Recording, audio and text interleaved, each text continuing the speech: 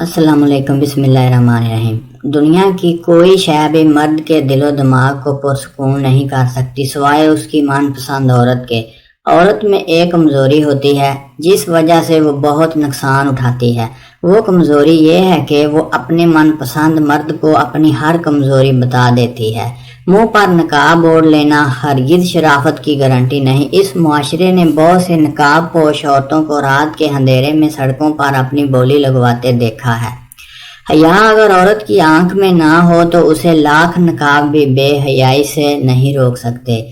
زلزالہ صرف عورت کے چست لباس پہننے سے نہیں آتا ہوگا، زلزالہ دودھ میں پانی پلانے پر بھی آتا ہوگا، زلزالہ مرچ میں اینٹ کا برا مادہ ملانے سے بھی آتا ہوگا، زلزالہ کمپنی سے کمیشن کے لیے غیر موضوع اور مہنگی دعایات لکھنے پر بھی آتا ہوگا، زلزالہ ممبر پر بیٹھ کر نفرت پھیلانے پر بھی آتا ہوگا۔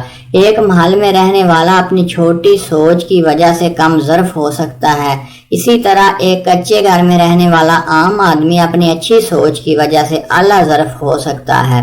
اس لیے اگر کامیاب ہونا ہے تو اچھا سوچو، بڑا سوچو، اپنا ظرف بڑا رکھو۔ سارے کھیل روحوں کے ہوتے ہیں۔ مٹی کے جسم میں کشش تب ہی جاگتی ہے جب روح کا ٹکراؤ ایک دل کو لگ جانے والی روح سے ہو جاتا ہے، ورنہ یہاں تو حسین و جمیل لوگ بھی دل کو نہیں باتے، اور کبھی سادہ سا انسان بھی جان سے پیارا ہو جاتا ہے۔ مت بھاگو دوسروں کے پیچھے، جو ساتھ ہیں ان کے ساتھ خوش رہو اور ان کی قدر کرو۔ مراد اس سے شادی کبھی نہیں کرتا جس سے اس نے ملاقاتیں کی ہوں، مگر اس سے کر لیتا ہے جس سے کسی اور نے ملاقاتیں کی ہوں۔ وہ عورت کبھی بھی بری نہیں ہو سکتی جو ہر حال میں خوش رہنا جانتی ہو، ہر حال میں خوش مطلب ظاہری خوشی نہیں بلکہ اندر سے خوش، اپنے گھر میں سکون والا ماحول بنائے رکھے، خود بھی سکون سے رہے اور دوسروں کو بھی سکون سے رہنے دے۔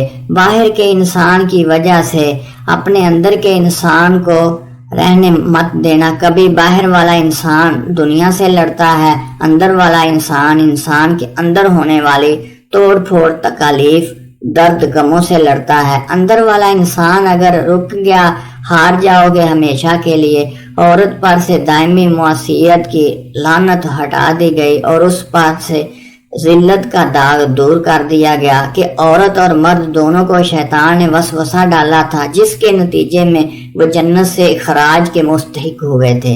جبکہ عیسائی روایات کے مطابق شیطان نے حضرت اماں حوا علیہ السلام کو بہکا دیا اور یوں حضرت اماں حوا علیہ السلام حضرت آدم علیہ السلام کے بھی جنت سے اخراج کا سبب بنی۔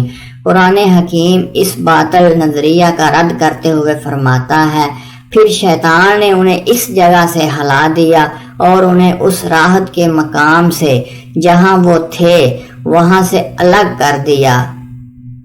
اگر آپ کو ویڈیو اچھی لگے تو پلیز چینل کو ضرور سبسکرائب کیجئے تاکہ ہماری ہر ویڈیو آپ تک